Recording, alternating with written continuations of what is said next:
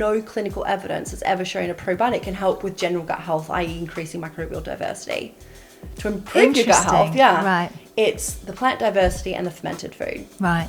But that's not to say probiotics don't work.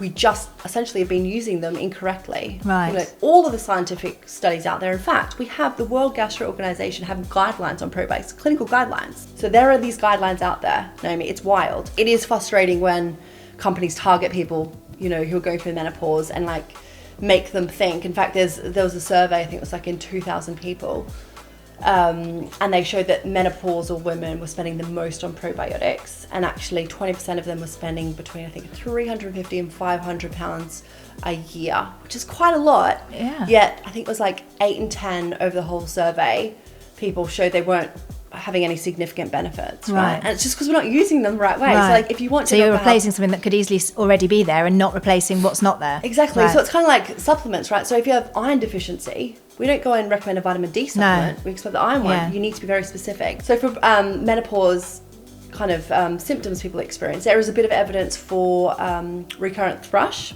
as an adjunct therapy to antifungals.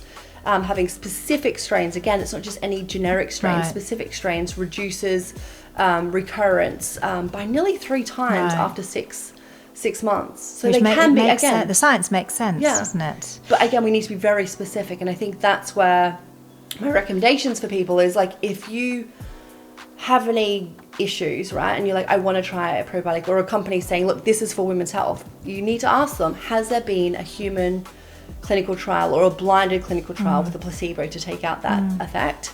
And if they say yes, like, okay, what element is it? Is it the bloating? Is it the night sweats? Like, what has it shown to have a benefit in? And then if there is a benefit in what you're after, then yeah, take it. But in most cases, there won't be any.